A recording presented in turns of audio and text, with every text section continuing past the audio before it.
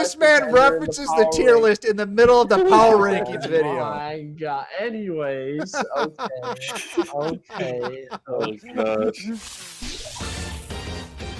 Hey everybody, what's up? Circus here, coming at you with this week's power rankings, and as always, with me is Wait a second, that's not Kamel. Shit. That's her. We got How's it Kamel. going? We got Kamel out on assignment tonight, so he's out collecting data about dueling. So thank you, buddy, for doing that. But we do have Herf here sitting in for him, coming in clutch as always. Hey man, I'm here for the people, even if they're not here for me. You know what I mean? That's right. Herf's here for you, baby. All right, so if you're new to the series and you don't know what we're doing, what we do every week is we track decks in tournaments throughout the week, and we see how they perform, and then we assign them points based on how they finish, and then we rank them. It's pretty simple. So basically, if a deck gets a first place finish, it gets 6 points. A second place finish is 4 points. A top 4 is 2 points, and a top 8 is a single point. Now, the tournaments that we track need to have the same basic format, so that way we can compare and contrast them. So basically, they have to have rounds of Swiss into a top cut, a single deck format with a 7-card side, and they can side in a skill. And the tournaments that met those requirements this week, there were 9 of them. The Battle Phase Series, the Meta Series, and the Giraffe Bi-Weekly. Woohoo! So, Yeah. there you go. All right, so what do you think it's going to be this week? What do you think is going to be number 1, Horf?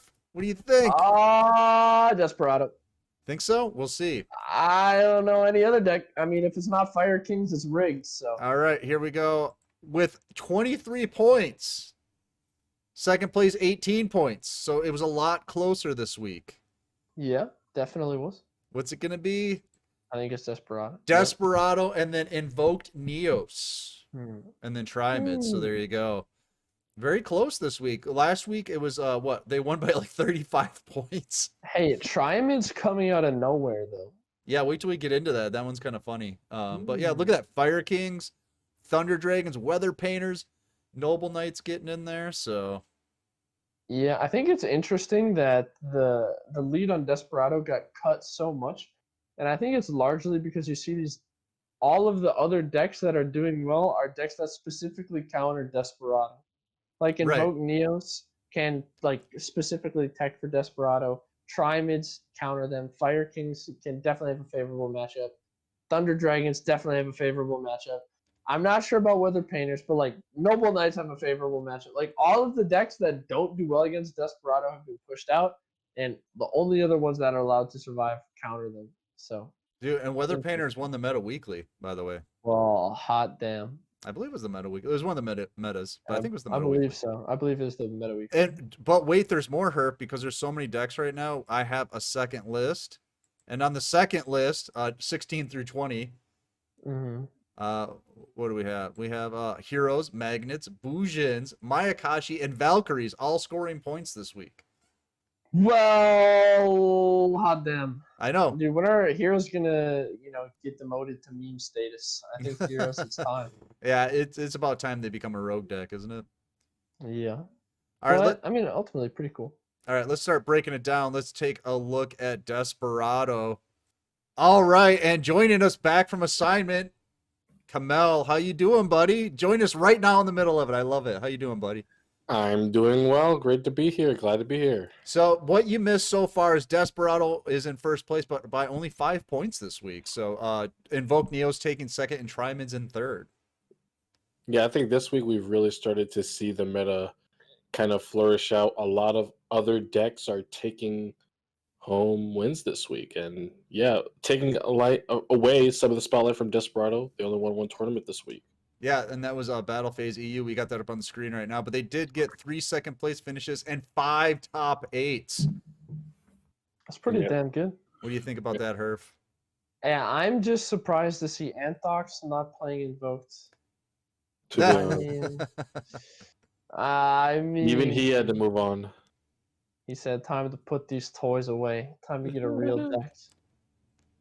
But ultimately, I mean, it still had a very good showing. Maybe not as dominant as last week, but like we said before, I think it's largely because a lot of the other decks in the meta specifically counter Desperado. So you either play Desperado or play a deck with a good Desperado matchup, which is pretty telling of the state of the game. Yeah. What do you think, Kamel? Do you agree with that? Yeah, I agree with that. And Desperado just doesn't seem to have as strong of a hold on the meta. Like Herb said, it's either decks that have strong Desperado matchups or decks that don't. And we have started to see decks with strong Desperado matchups come on the rise. Fire King's newly released a deck centered around their monsters being destroyed by card effects. Yeah, they love Very it. strong into Desperado. Anything like that, you got to think about that. That's going to have a good Desperado matchup. And then if you look, the representation's still pretty high at 105, but the top 8 conversion has dropped dramatically down to 8%. It was double digits, I believe, last week. So Mhm. getting into those single digits, which is what we usually see when a deck has high representation. Yeah.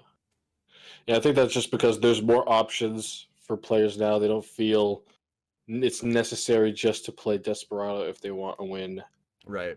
whether they've seen it earlier in the week or the week before. You know. All right. Why don't we get on to the second deck here tonight? And that is Invoke Neos. We knew we were going to see an uptick in this deck this week. Of Just course. because of Shao's winning what was it? MCS, right? He won the Yeah. MCS. So we saw this week they won the draft bi-weekly and then the meta freakly Friday. And to be honest, it doesn't look like too much of an increase in overall representation from them. No, I mean, well, Hey, 69. settle down, well, Herb, settle down. they are up from 40 last week, but Right. I would think, Invoke Neos, a character skill that is a level up, I would think people would be playing this deck like it's going out of style, but still 2 tournament wins on the week with 69 participation is very good. The deck's still hyper consistent. Well, this deck is just spread out too, right? Because you got the Yeah, Windows, you got the Alistairs, yeah, you got and the you can Invoke Neo, see, you got Neos and Karma Cuts. I mean, it's just spread out everywhere. yeah, and this deck is faltering in the conversion rate section. You can see much lower than Desperado. It has a lower conversion rate, still 6%. Overall, not doing as well. I don't know. I think Invo Neos is a niche, but in the right hands, but it's just powerful overall, I feel. Yeah, I think that the most interesting thing about this deck for me was its showings in the leagues this weekend, which obviously we don't cover. But Luke Tyler went 9-1 with it in Team Moore's quarterfinals, as well as Bricks and Potatoes won using Invoke Neos Luke Tyler again. So I mean, it's showing strength in all different kinds of formats. It's probably one of the best, well-rounded decks right now.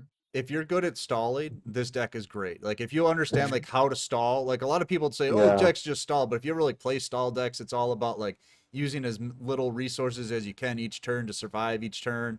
You know, if you know how to do that with this deck, it's great because you can just keep stalling, and then just bam, you bring out that Trio at the right time, and then you win. You know, Right, yeah. Mhm. This is one of the decks that you're rewarded the most for like player skill, I would Yeah. say, knowing how to maximize your resources and stuff. so if you're Wait, like did an you X just stall call player, Neos a skilled deck? I mean like, Bro, our comments, dude, I'm oh, talking they're right just now. blowing up right no, now. no, Hate Kamel, hate Kamel. no. No, but if you're Oh like an god. X stall player like myself who loves degenerate stall decks, this is definitely the deck for you. Yeah, for Definitely. sure. All right, now moving on to number 3 here. This deck, a lot of people saying with Dark Magician dead, if you own Dark Magician, you probably own this deck. You should be transitioning over to this deck. I'm surprised it did so well, but Triamids, 2 tournament Yeah. wins this week, but I'm going to say this. Both of them were by Gym Leader Brawl.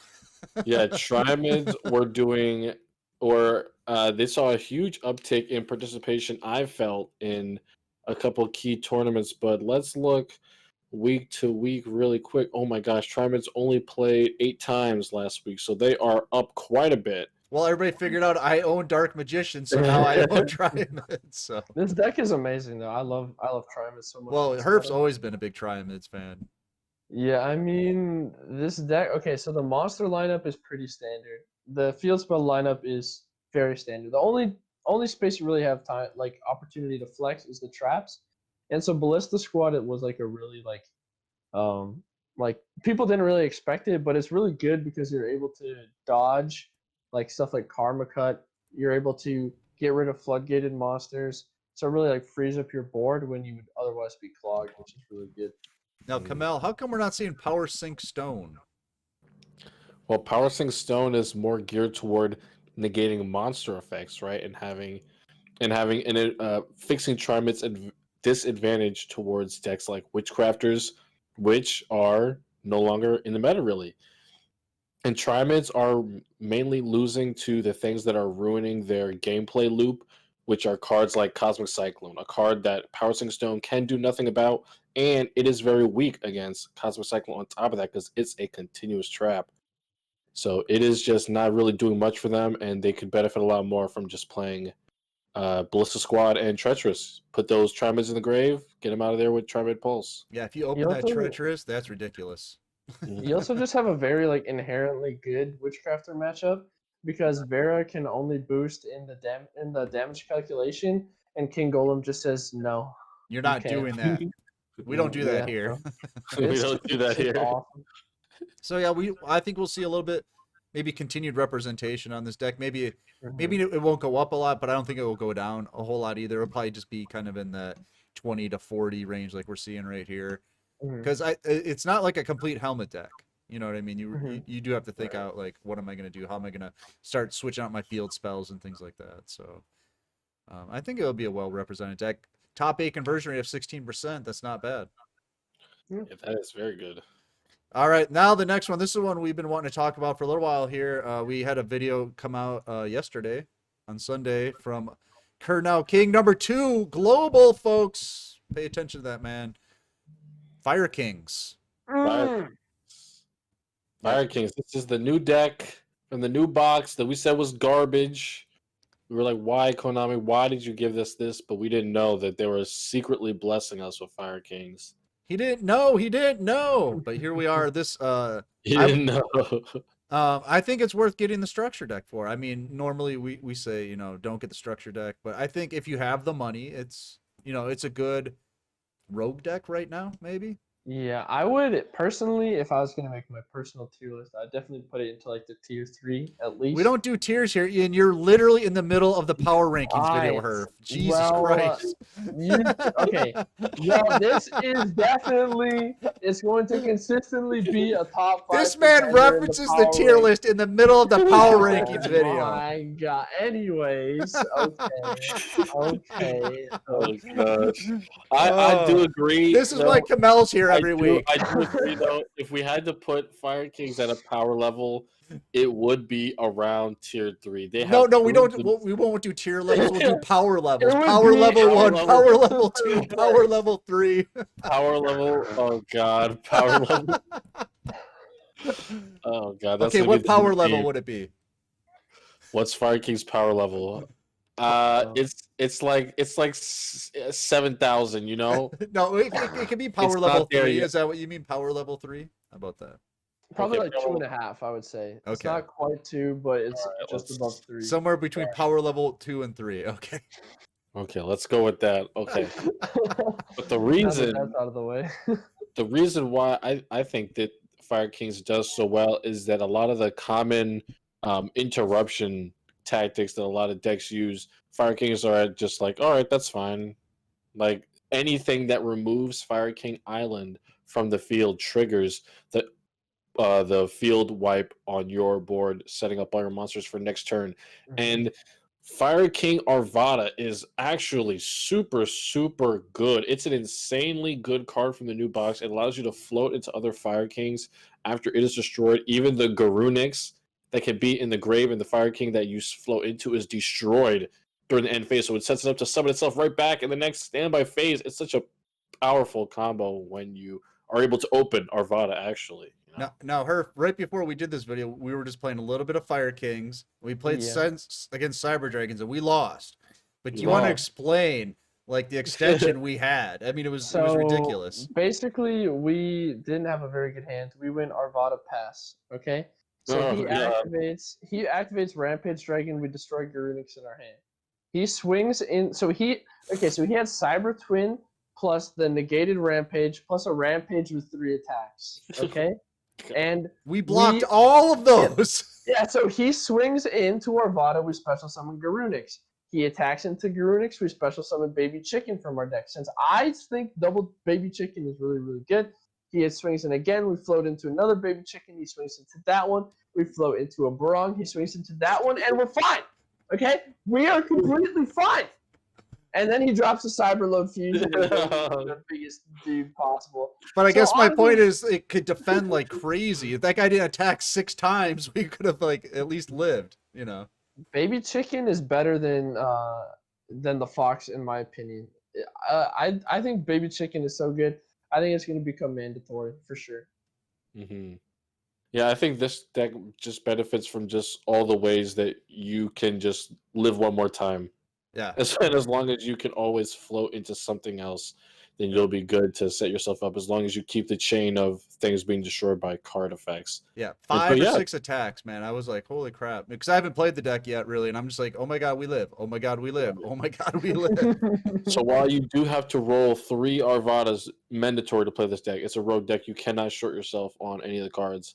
Yeah. 3 structure decks and 3 Arvadas. It's going to run you 3 times through that mini box, but it's a pretty good rogue deck if you have the resources, expendable resources to spend on it. Yeah. And top 8 And it did very well this week. Yeah, top 8 conversion rate of 11%. That's not bad at all. Winning a tournament's first week out. Yep. All right, we'll move on to the last one. This is a fan favorite. I'm just going to sit back because, again, this is a deck I don't understand. People love it, but Thunder Dragons. Thunder Dragon. They won Battle Phase Rising Sun. I think, Kamel, you were there, weren't you? Yes, I was there, and that was actually pretty crazy. But Lord of Scrubs finally Giving up on Dragoonity. he finally won his first battle phase. He's lost 4 times in the finals before this. With Dragoonity, let's be honest. Dragoonity. So he finally switched over to the better dragon deck, Thunder Dragons, and he finally took home the win. And this was a quick 2-0 victory for Lord of Scrubs. But a interesting tournament run, none to say the least. Pretty tight deck list, keeping it 20 cards, 3 tuners overall, not even citing any extra ones, and double gold sark just to see Levianeer. Yeah. Where are you at right now, Herf, with Thunder I mean, Dragons? it looks pretty clean. I think it really thrives right now off of having a good Desperado matchup. But outside of that, it doesn't have a lot of good matchups. So it just kind of gets carried by having a really good Desperado matchup, which I mean is all you need right now. Because Roar will flow into the dark, and if they destroy the dark, you just get a free search for either your Hawk or your duo. So you just always have resources, and then plus your tuners always do something good. So it's just good. No Spirit Kuriboh in the main is brave, though, gotta say. Yeah, I mean, I guess like I don't know. It's ballsy, but hey, you don't lose by being a wimp. That's all I'll say. What's Or you crazy? don't win by being a wimp. There you go. I was like, yeah, we'll go with that. Maybe it's deeper than I thought. You lose unless you have balls. Okay. Oh boy. All right. The thing about the top 5 this week, I think 3 of them qualify as rogue decks. I messaged Resolina. I was like, hey, can you help me discern what's meta and what's rogue right now? And the top, like 3 out of the top 5 will be featured in rogue decks this week. So that's kind of an interesting meta, don't you think? Like the stuff that would be considered meta is not doing very well, but the rogues they're performing well. People can no longer say we're in a stale meta. It's great. Yeah, I like it. Yeah, I mean, yeah. I mean, Tributes, Fire Kings, Thunder Dragons, these are all rogue decks. These definitely aren't like kings of the meta. At least until next month when we're in Blue Eyes meta. Right. I mean, is it a meta deck if it's, or is it a rogue deck if it's doing well in tournaments? I think That's what I mean. The meta's so fresh right now. We're only 3 weeks into this yet, you know? Mm-hmm. Besides Desperado and like Invoke Neos, what's meta, you know? That's a tough decision. I mean, we could start with the other 3 decks we talked about. Well, we'll see next week. Power rankings are data based, right? Trimids weren't up here last week like this. Same with Fire Kings. I Same said with, we're going to be good. Yep, I said it. Who said it? Did Herf say it? Oh, wow. Wow. I said it. All right, let's do at a glance before Herf's head takes up the whole screen. Overall representation this week. Look at Desperado up there just destroying everybody. Noble Knights very highly represented, not scoring a lot once of points. Again, this is like second week, no points for them. Well, Noble Hoops. they did win a tournament, but they were like Oh, number 6 or something like that. They were just outside the top 5. We'll take a look at that before we get out of here. But Noble Knights did win a tournament. They won Battle Phase Monday, so Rye had to just be out of his mind. Noble Poopies. Let's go. Yeah, but you can see a drop off right after the top 3: Desperado, Noble Knights, Invoke Neos, and I think maybe that comes in with the discussion of what's meta and what's rogue. Look at the usage. As soon as you get out of the top 3, it drops off dramatically. So that might be a key factor. Perf. Who said that? I said that. All right. Wait, but who said that though? All right. Conversion rates this week. Trimids, king of the conversion rate at 16%. That's pretty good. Yeah. I mean, I think that conversion rates in general like thrive off of having low representation. Or like Well, overall the rule here is representation. they have to have at least 20 been played 20 times. So that's why you don't see a lot of those decks that like Weather Painters would be like almost at 100%. Well, yeah, but even like so, if you're like 35, you Right. still thrive off of. I mean, it's good that you get rid of like the extreme outliers. Right. So I But- mean, still 16%. If you can get right around that 10%, you're doing pretty well. So you see Cyber Dragons, Fire Kings, Blackwings. Mhm. Yeah, the higher represented decks, like we saw Desperado last week, it was in double digits. But it also had 35 points more than the next deck. So It surprised me that Invoke Neos is only 6%. I I think it would was, think that it'd be more. but there you go. Statistics, data. Statistics. They don't be lying. All right. Top 8 finishes this week. Desperado, of course, king of them all. Just didn't get enough. Well, I guess it did get 1 tournament victory, but last week it was like 4 tournament victories. So Mhm. Yeah, it dominated last week. yeah. And then most victories this week: Invoke Neos and Trimids tying with 2 apiece. Weather Okay. Painters in there, Noble Knights, Fire Kings, Thunder Dragons, Desperado. I mean, look at this though: 7 different winners and 9 tournaments. So that's not bad. Yeah, pretty well distributed. Yeah, can't complain about that. And then we got the best of the rest right there. We'll get the main list on the screen here in just a second.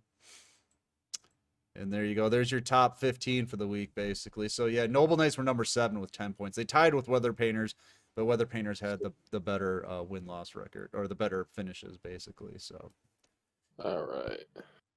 there you go, guys. We'll see how it finishes up next week, or we'll have to see how it goes because we're going to the holidays here. So I'm guessing there's gonna be less tournaments. Are we doing Battle Phase Friday? I don't know. Battle Phase Christmas? Oh, I don't know. Will anybody show up? Let us know in the comments below. All right, we're gonna get out of here. This was an interesting power rankings, the 3-way sure. that we had. So Dude, I love this 3-way. It's Yeah, probably it the best I've ever had, honestly. yeah, Oh, it was great. gosh. So make sure you get in the Discord because that's where we host all of our tournaments. We have a great new player help channel. You can get in there and get all your questions answered. We got a new player stream on Saturday nights. That's a lot of fun. We got Battle Phase Rising Sun on Thursday mornings with Kamel.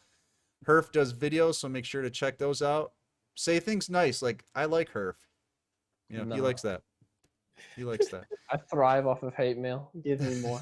Oh, It actually motivates me to wake up in the morning. Little did you know. And with that, I'm Circus. That's Kamel. That's Herf. no. We'll see you Peace out, next time, guys. See ya. See ya.